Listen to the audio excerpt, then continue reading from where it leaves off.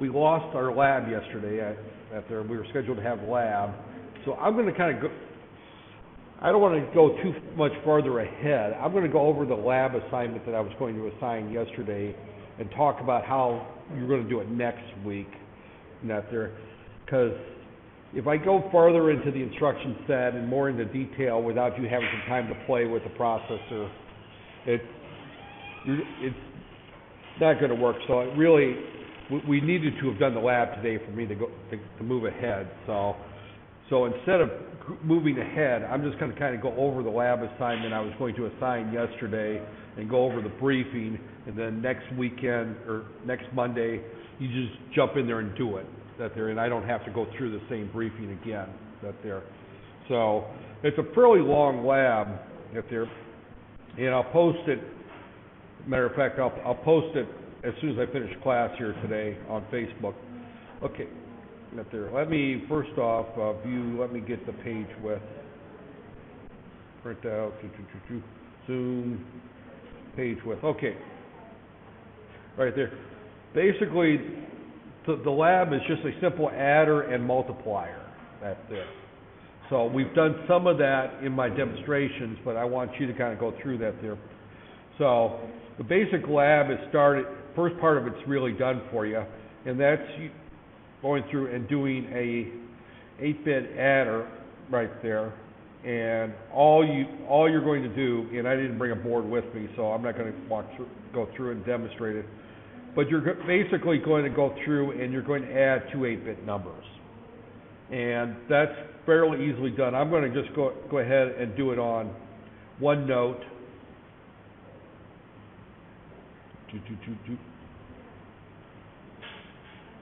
Right there. You just kind of go through.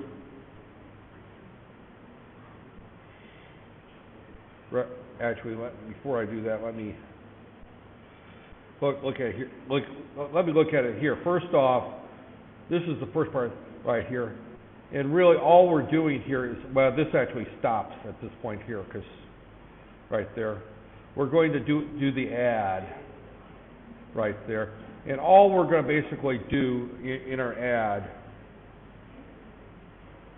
is we're just simply going to move into our first number. Let's say I want to add 35 hex to 29 hex right there. So let's just move into 35 hex right there, and notice that I have the number sign to indicate that it's immediate there. Let's just move into B, the number 29 hex, and just do add AB.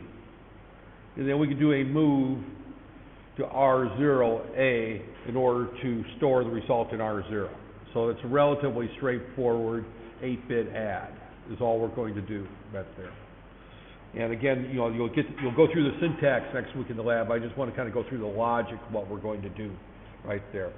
Now, if we want to do a 16-bit add, and I did that in the demonstration last week, but I'm recording this, and what I really would like for you to do is kind of watch this again just before next Monday's lab. That way I don't have to go through it again. In other words, I just go in, pass on the boards, and then let you go to work is the plan for next Wednesday, next Monday, right there.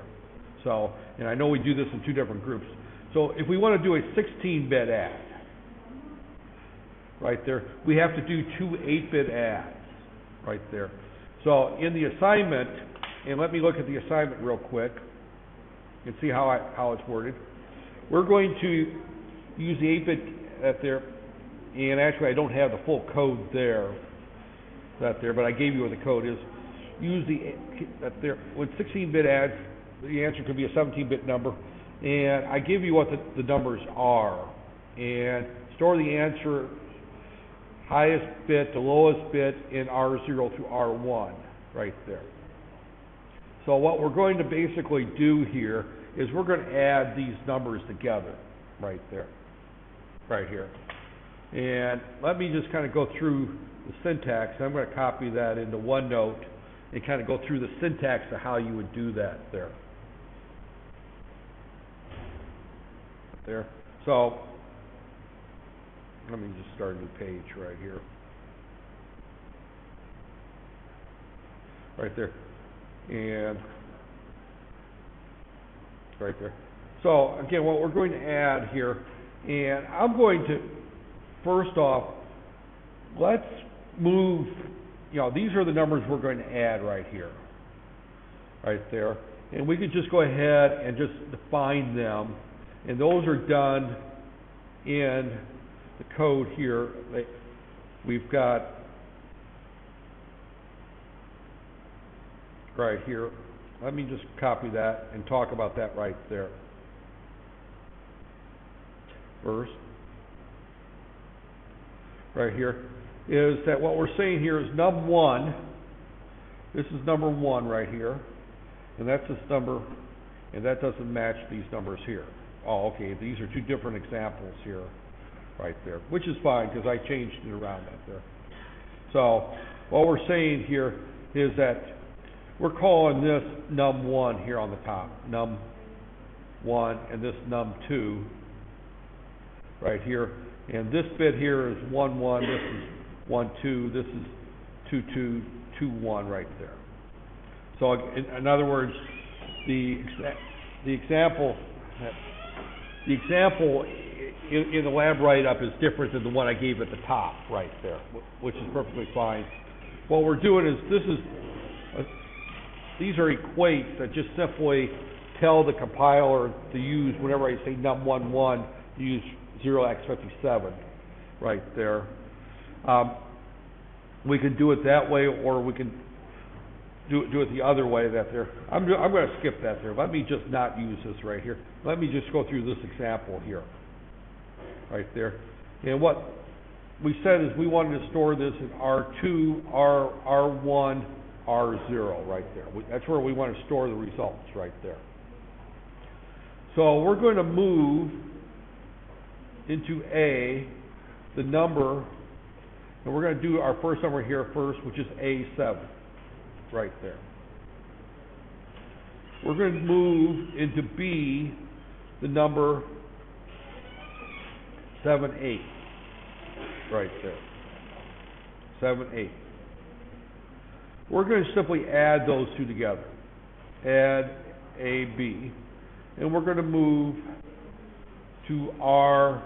In this particular case, we're going to move it to R0. Right there. That does the first part of what we want to do right there. So the next thing we want to do is we want to add the second 2 numbers together. But in that particular case, we're going to do, again, say move to A. Our first number is 59. And there's an H after each one of these. Right there, I left the H out. 59H. Number sign, move to B, number FD, H, and we got to put a 0 in front of that, right there. And now we're going to add with carry, right here. Now, when we add with carry, that's going to store the result there, and it's going to also take into account the carry from the previous one. So we're going to add A and B. Now, we've got another problem here, is what if we have a carry out from this one, which we will. So what we want to do now is we want to handle the situation if there's a carry. So let's do a jump of no carry, and we'll talk about why we do that here in a second. But I'm kind of going through the logic of how you would approach this problem right there. Because when we add these 2 numbers together here, A7 plus 78 is going to give me 1F with a carry, right? Then we're going to add, with our carry, we're going to add, there's our carry, and we're going to have 59 plus FD is 57 with a carry out. So we have 2 carry outs right there. So we took into account this one when we did the add with C. That automatically is taken care of for us. This one we have not dealt with yet. We don't, because we're not going to do another add. So what we want to do is look to see if there's a carry. We see if there's a carry. If there is not a carry, we move 0 to R0. If there is a carry, we move a 1 to R2. Right there. It's fairly straightforward. What we're going to do is we're just going to do a jump if no carry and deal with that, or jump if carry. Either we can do it either way, and do our move to R2 of either a 1 or a 0, that there, and then jump over the next one that there. So we have to address if there's a carry. And this is a lot of work to deal with something simple like a carry. But as I said, we're dealing in assembly language, and something simple as adding two numbers now involves the fact is we could have up to a 17-bit result. My previous example, I didn't deal with the carry out of the 16-bit. I only dealt with the carry out of the lower 8 bits. Now we're going to deal with the carry out of the upper 8 bits. So what we want to do there in this particular case is let's jump if no carry to, and I'm just going to call it no carry right there. And we'll talk about that. And what we're going to do here, if there's no carry, then we're going to jump around this, but we're going to move to R2 number 01 hex right there. And then we're going to do a jump carry right there. Or we'll call this something else. We'll just call this jump done carry. You know, I'm just making these labels up right here. So now we put our label here, no carry. Now we can call that whatever we want, and that's ... That's an exclamation mark. That's a label that says jump if no carry to here. Right there. And here we're going to move to R2 number 00 hex right there, and then we're going to then put in our next label. What did I call that? Done carrier. I call that done carry. Done carry right there. And then we do a move to R1A, and then we're end right there. So let me go through the logic that what I did here. And the logic is somewhat confusing the first time you start seeing this.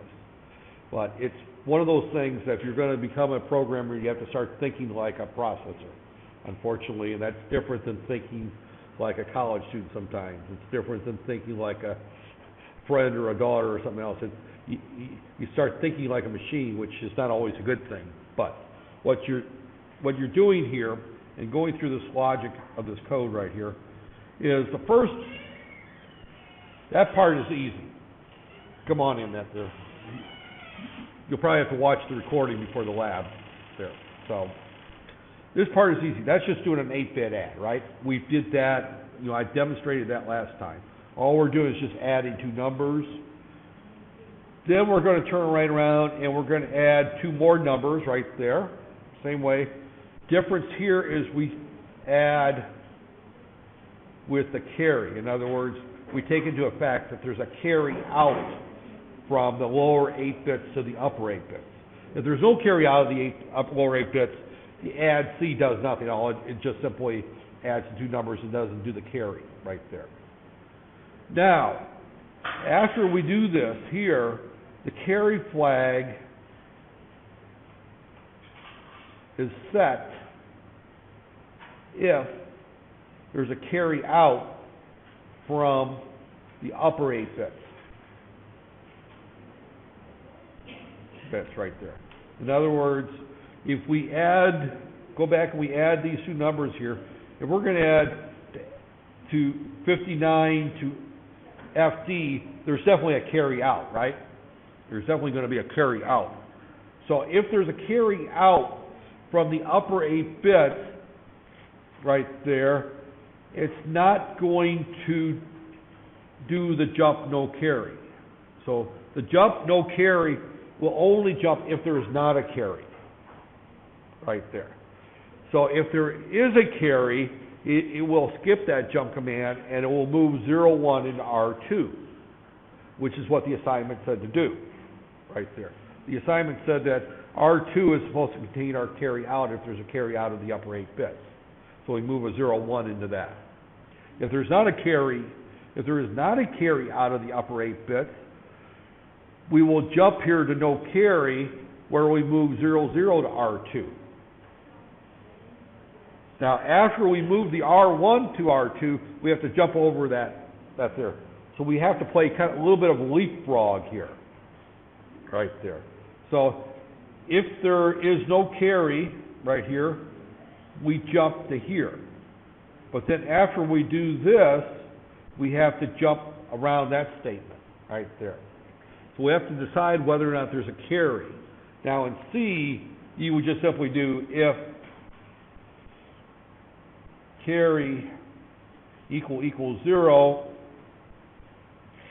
you would say R2 is equal to 0, else R2 is equal to 1, right? In other words, that's what you would do in C if you were to write the same code right there. Well, we don't have an if, then, else statement here in assembly language. All we have is a jump carry or jump no carry. So we have to use the tools we have. So what we're essentially doing is we're emulating this command here by doing this stunt right here, right there. Actually, it's up to, it's right here. This actually emulates that there, and then afterwards we do our move to R1A right there. In other words, we go ahead and move the data over, right? We move that upper, the addition of the upper 8 bits. But that's how we would address a 16-bit add and take into account all the possible carry combinations right there. So there's 3 parts of the lab. The first part is really very easy. You're done with the first part of the lab right here. That's part A. Part A of the lab, as I posted. That's part A right there. Part B is what I've done here, right there. This does all of part B, right there. Now part C gets to be very interesting because part C, we're now going to do a 16-bit multiplication, right there. So first off, let's look at the multiply command, that there. And I'm going to pull up the multiply command from the data, from the work textbook, just to review how it works that there. So let me pull up the multiply command.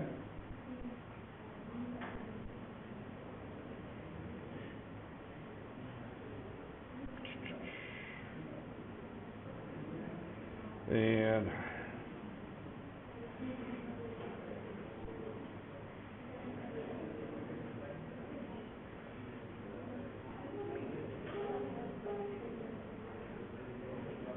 okay, the instruction set. And I don't want to go through all the slides, I just want to find the multiply command. Probably a bit quicker if I pulled up the data sheet, but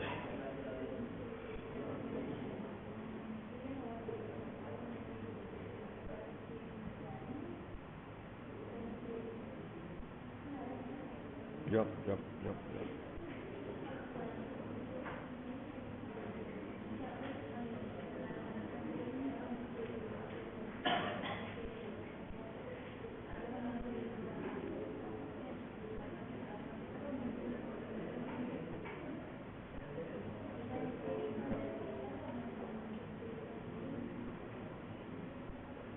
Move, swap A, rotate. Well, I should have looked to see where it was at before I.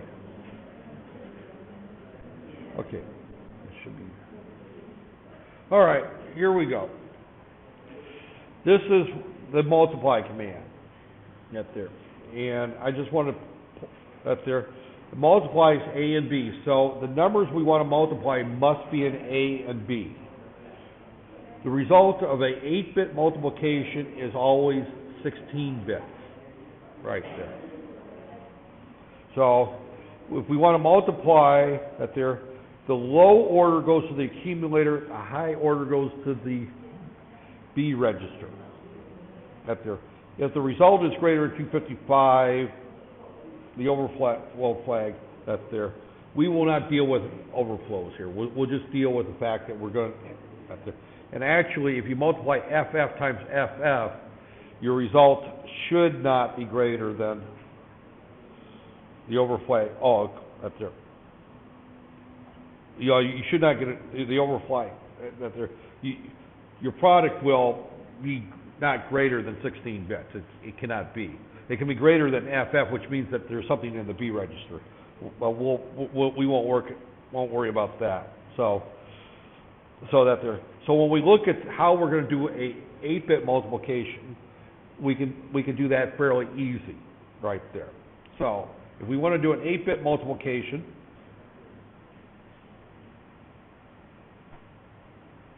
right there. And again, let's just use the same numbers right here. And what's going on here? Right here. Let me just copy these right here. Actually, let's go back to the lab and copy the ones from the lab. That way.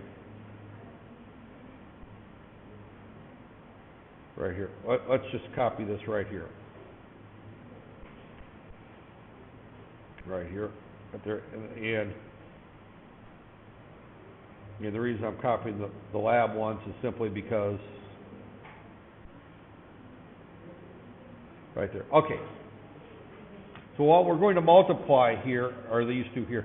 Now again, the same thing. I'm going to store this in R3, R2, R1, R0. I don't know what the lab says to do. Let me check to see what the lab says to do. Right there.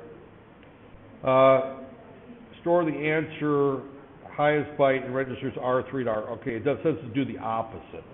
Okay. So it says to go R0, R1, R2, R3. Okay. That's what I get for stealing labs and writing them last semester and reusing them this semester. I don't remember what I wrote last semester. So R0, R1, R2, R3. So we're going to just go through and we're just going to multiply these numbers right there, the results. Now, when we multiply two 8-bit numbers together, we're going to get a result right there. If I multiply 78 times A7, what I get, and let's just go through and do that on the calculator. Right there. Let's pull up our calculator and put in programmer mode. Right there. And we're going to multiply A7 and 78, right? So we're going to multiply, let's put this in hex. So we're going to multiply 78 times A7 equals 4E48, right there. That's what we get. And that's what is shown right here. So I've just shown you where that comes from. We end up with 16 bits for the multiplication. So what we need to store this right there. Now, what we end up doing is we multiply these two together, we get this right here. If we multiply these two together, we get this. We multiply these two together, we get this. And then we multiply these two together, we get here. Now notice how we add these things up. Let's look at multiplying two numbers that are not hexadecimal. Let's just look at multiplying two numbers together and how that would work. We'll come back to this page, hopefully. Yeah, well, we'll do is come back here. Let's multiply 35 times 26 right there. I multiply 6 times 5 is 30, right? 0, I put a 3 there, right? 6 times 3 is 18, 19, right? So I put 19 there, right? Now I come here, I multiply these two, I get a 10. Notice that I shifted this one over there. Right there. I get a 10, and then I carry a 1, 6, a 7, right there. Then I'm going to multiply these two together, and I shift it over 2, and I get a 6 right there before I add. So I should get 0, 9, this is, what was this? This was 7, right? So I got, it looks like 14 there, right? What? And hopefully that's the right answer. Hopefully I didn't screw that up. I've been capable of screwing worse things up right there. I should put my calculator on my, put this back in standard notation. And what did I multiply? 35 by 26. 35 times 26. And I get 9, 10. Well, I really screwed that one up, didn't I? Oh, okay. What did I do wrong here? Now I can't think. The answer should be 9, 10. Because I actually multiplied these two together. That's right. I'm multiplying these two. I should only do 2 multiplications. 6 times, this is 30, right there. And then this is 18, 19, right? Right there.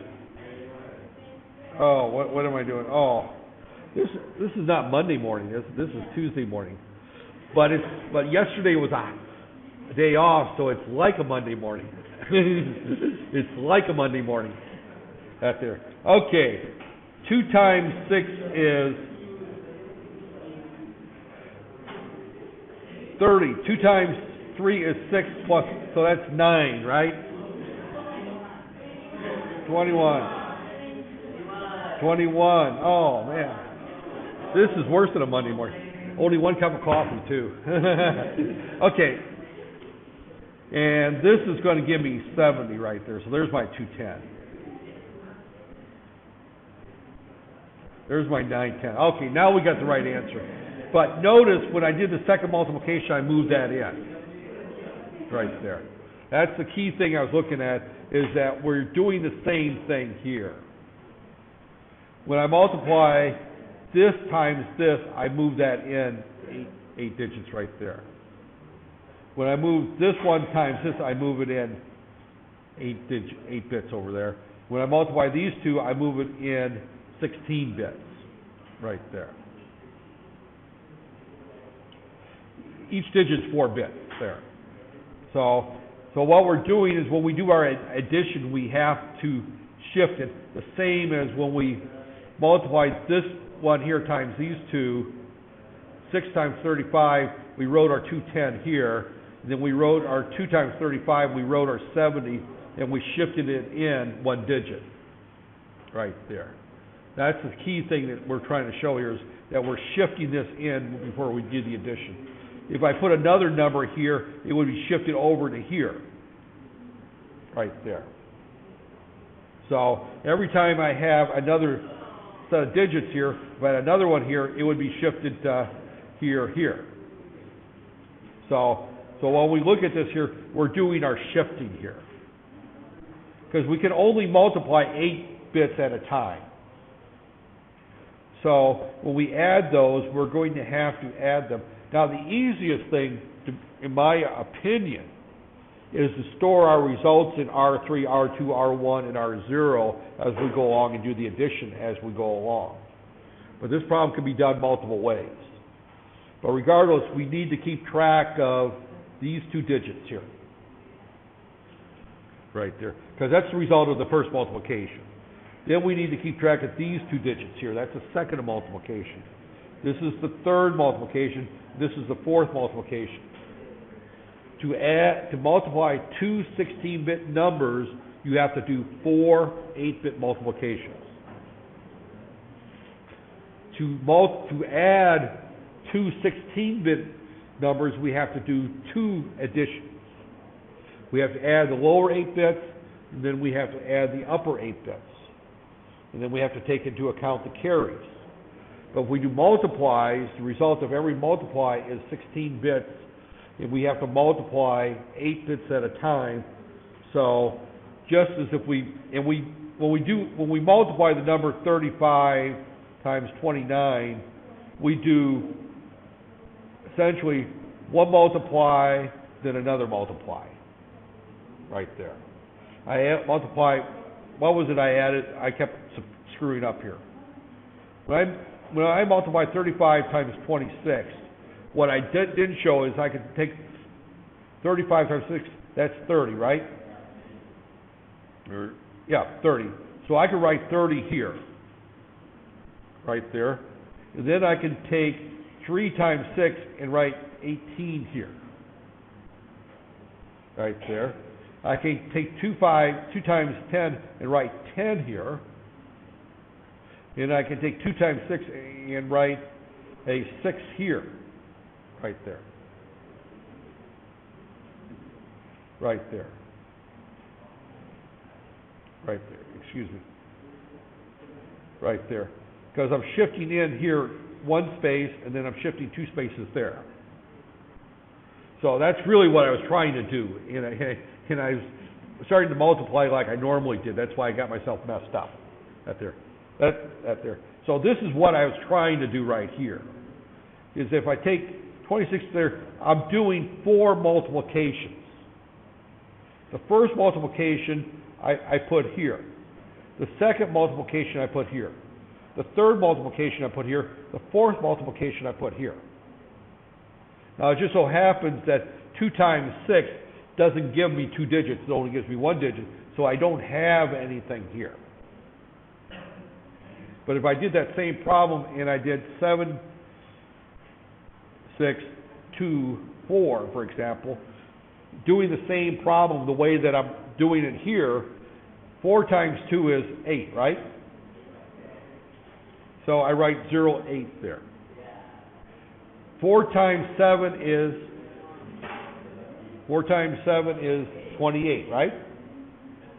Notice that I leave this spot blank. Right there.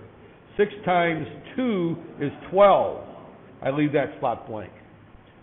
7 times 3, or 7 times 6 is what? 42, right? 42. I leave 2 spots blank. 42. Right there. So that's what I'm trying to get across there. So the answer is 8, 0, carry a 1. That's 4, 6. No, 4, yeah, 6. 4608. Hopefully I did that right. My track record has not been good today.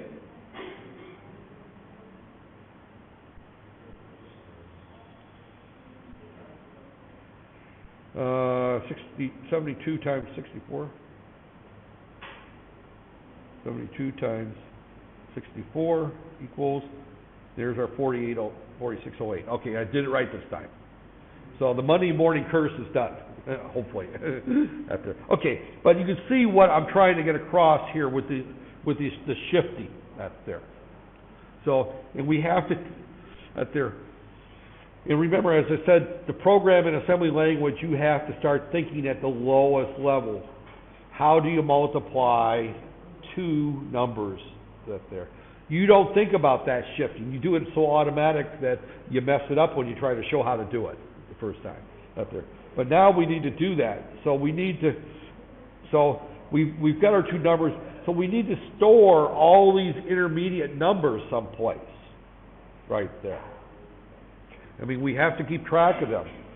So, because in the end, we have to, this one's easy. We can just move that right into R3 and we're done with it. This one, we've got to add up 3 numbers. We've got to add up 3 numbers right here. Right there. Right there.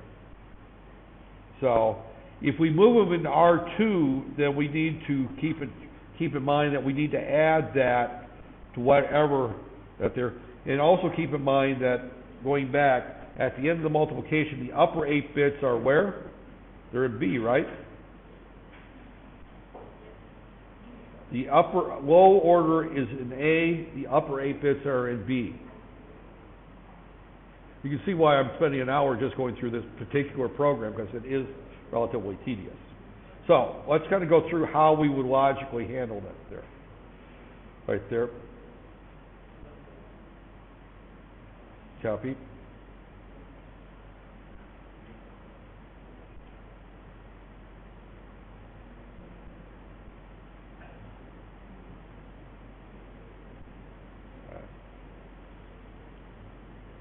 Okay. So let's just start with this right here, and let's just talk about, let's move into A78, move into B7.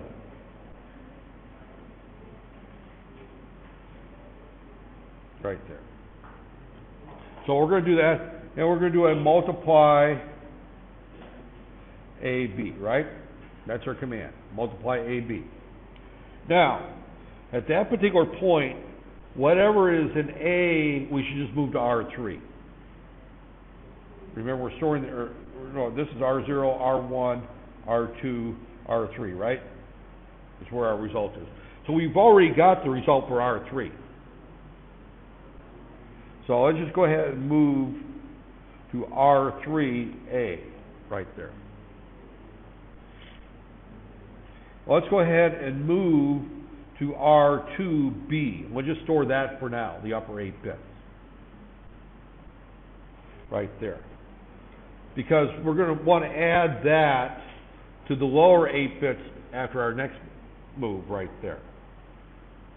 So I'm going through these steps that there, and what I want you to do is just kind of follow my thinking. I may go down the wrong path. As you well notice, I do not have the program pre-written. I've written this program before, but I'm doing this, going through the thought process here as I go along, because I've been told over the past, if I come in with a program written and I just write it down, I go too fast and nobody understands the thought process. So I deliberately don't have the program pre-written. So I may make mistakes. So as we do this, we're done there. So now what we want to do is our next multiplication. So let's go ahead and move into A, right here. Well, actually, let's move into A. We're going to multiply now. And let me make sure we've got this right here. I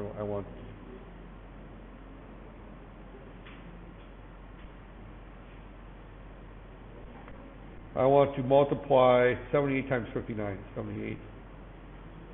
Oh.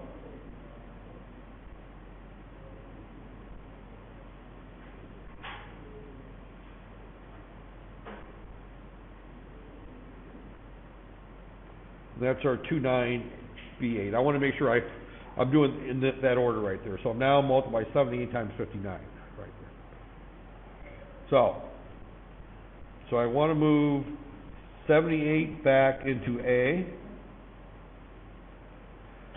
move back into B,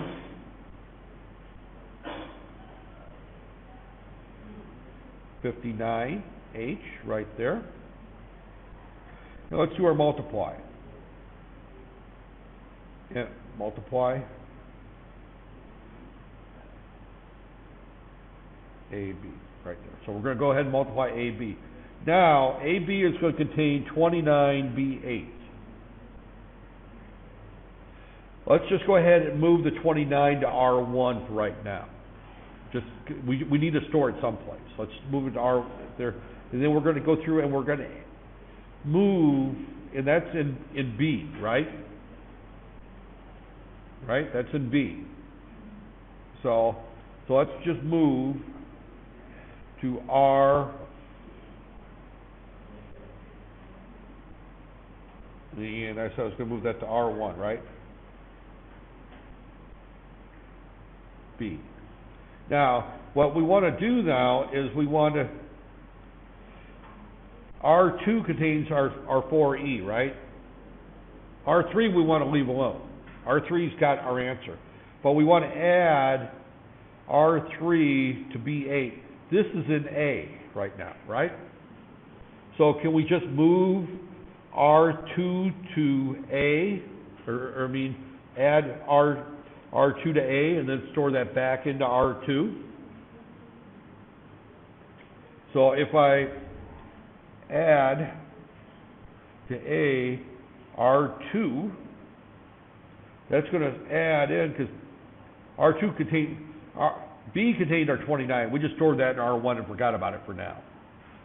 We just completely forgot, that there.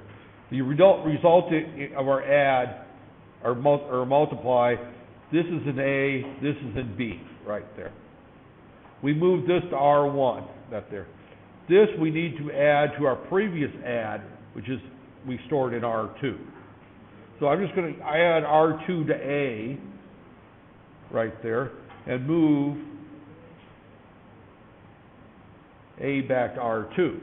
So we've done our addition at that point there.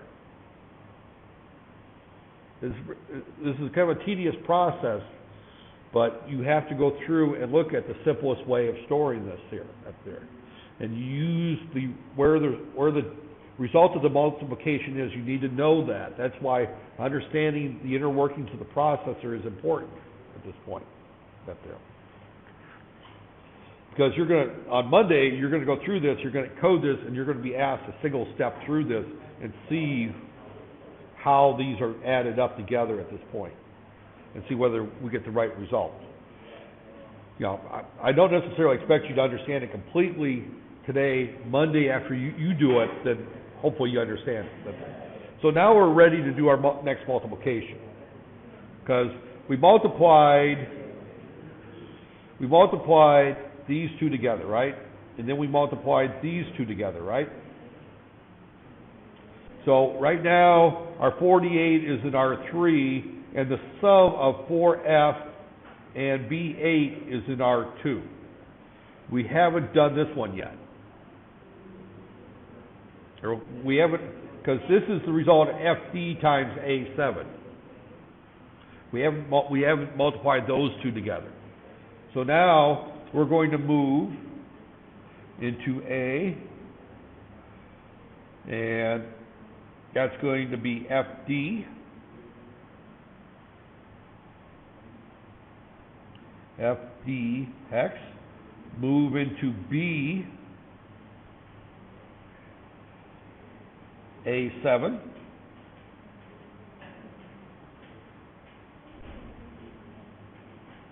Right there. Then we multiply. A, B. So now we're multiplying this times this. Those two need to go into R2 and R1, same place as the last ones. So now we have to do the same type of stunts right there. Now we've got a problem. And our problem is that right now, at this point right here, at this point of time right here, before we do this, R3 is done right there, right? R2 contains the addition of these two right here. Contain 4E plus B8. And we have to add to it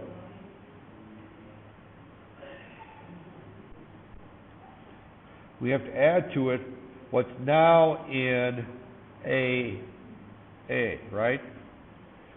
So we have to add to it what's in A. That has not been done yet. Right there. R1 contains 29 plus A5. A5, and we have to add to it what's in B. Yeah, because we've done up to this point right here. Now we've done this one right here. So we have to add those to those registers right there. This is in B, this is in A. This is in B, this is in A. So we need to kind of store those results someplace at there. Actually, what's in A, we could just simply add B to it and move that. Right there. You know, that would be the easiest way to do this. Follow me here. Because R1 contains the result of, contains up to these two added right here at this point right there. Now we need, B now contains the F, excuse me, I got that wrong. Now I'm confusing this here. At this point, we've done this add. This B R1 contains 29 right now. Is what is in B right now. Actually, this is wrong. It contains 29, and we have to add B to it. Right there. Because we did this add a few minutes ago. Now we just did this add. B contains 29, and we have to add the A5 to it. So, but we can only add into the accumulator, right? You know, the additions, the only place we can add is to the accumulator. We can add from anywhere else to the accumulator, but the only place we can add to is the accumulator.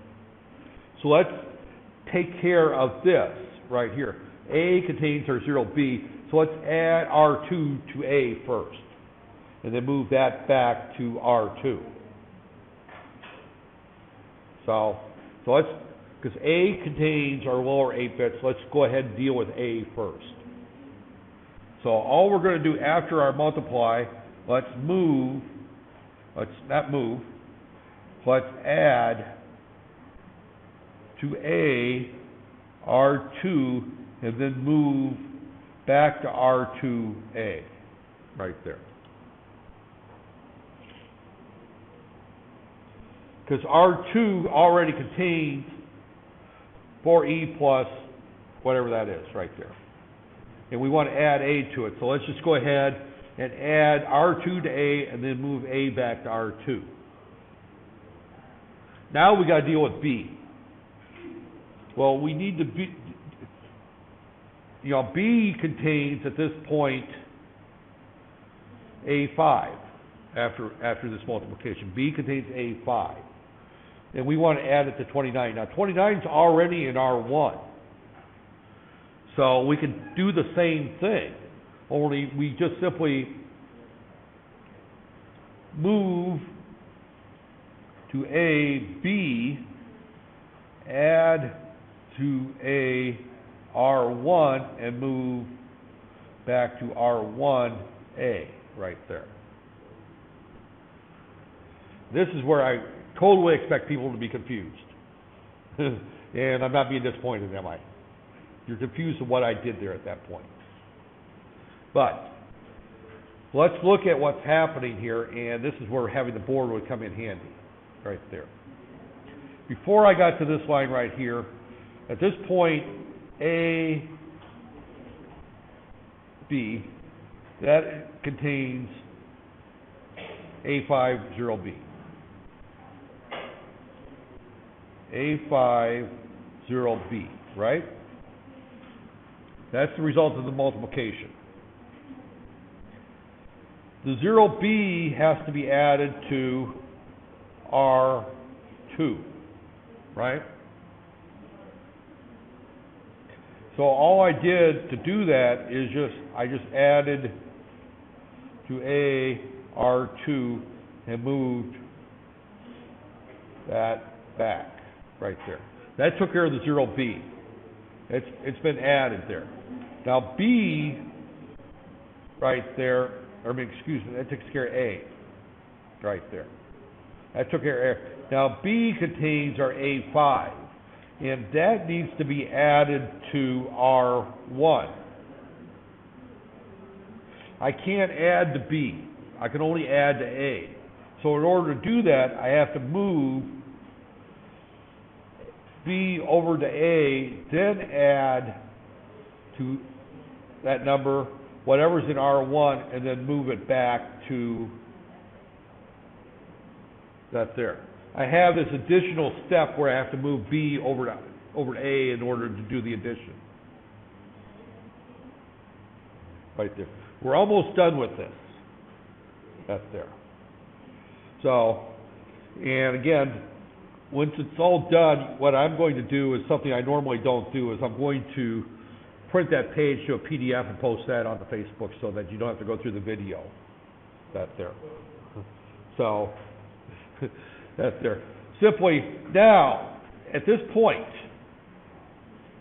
we're ready to multiply. Now, you may want to watch the video anyways, that there before Monday, because between now and Monday, you're going to get into this lab, because I'm not going to go through this again Monday. The whole reason doing it today is so I don't do it, that you have time to do the lab on Monday. Because it'll probably take you all 2 hours without me doing the briefing. That's there. So now, we've multiplied these two together. We've multiplied these two together, right? That's there. We've done this multiplication. We've done this multiplication. And we've done this multiplication, right there. Now we're left to multiply these two, right? We're left to multiply these two together. Now, as it turns out, we've got some issues that we haven't dealt with, and I'm not going to deal with them today. We'll deal with them later, is that we haven't dealt with the fact is what happens if we have a carry. If we have a carry, things are going to we have more work to do. And as a result, as it turns out, we will have a carry here. Right there. Because if we have a carry, then we have to add 1 to the next register. If I add these three together and I have a carry at any point, I have to add a 1 to that register there. If I have a carry here, I have to add 1 to that register. So we have to deal with that. I'm not going to deal with that today. That's for another process here. I'm dealing with how do we just do the multiplication, then we'll come back and look at how we process the carries. So we're going to have to modify this code later. That's there. As I said, assembly language programming is not easy. That's there. It's tedious, it's boring, but you get a feeling of how things are working when you go through this process. That's there. Okay, so let's just go ahead and do our last multiplication. Our last multiplication is FD and 559. So let's just move to A number 0FDH, move to B number 059H, right there, multiply AB. Now, as it turns out, B is the only thing that goes into R0, so move B to, or move into R0, B, and then we do the same thing with A. We're just simply going to add to A R2 in this, or R1 in this particular case. We're dealing with R1 right here at this point, right here. Right there, that's an R1, this is R0, R1. So we just do our add, and we move back to R1A. Now we're done at that point right there. Now we have to go back, and we have to handle the carries. And I'm not going to get into handling the carries today. I think we did enough just going through this right here. So let me right here. Let me see if I can figure this out here. File, print, and let's see. I want to print to. I don't want to print this.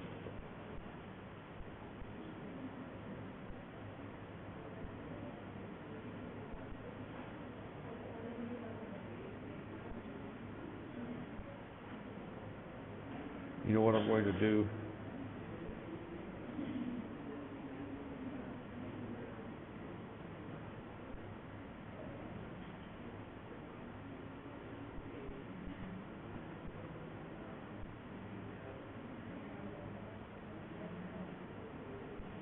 copy.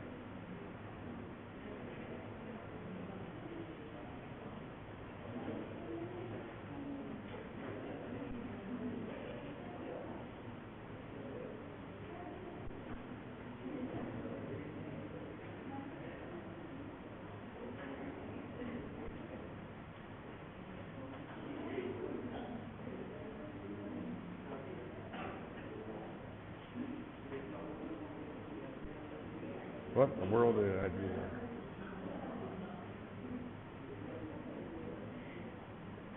Oh, that's interesting.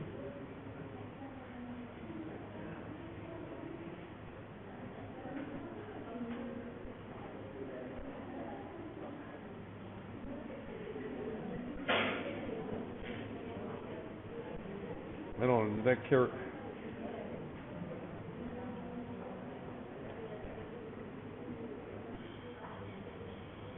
Well, evidently there's no easy way of printing this page.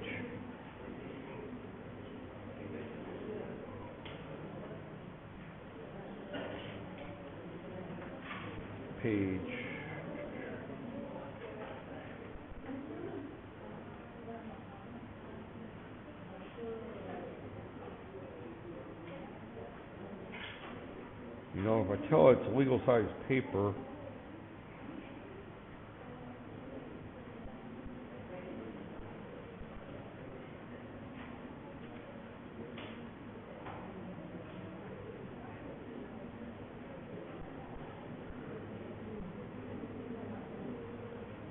you know, I get most of it if I do that there.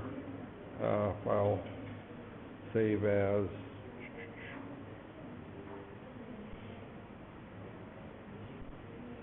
Desktop, lab 2, discussion. Right there. Let me just, and this is Facebook. I'm just trying to post this real quick. This class is Introduction to Microprocessors, right?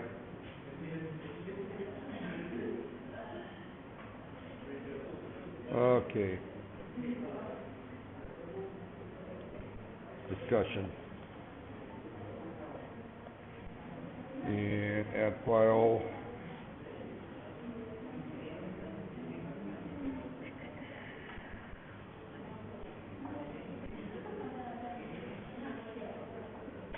Sorry for doing this. Okay.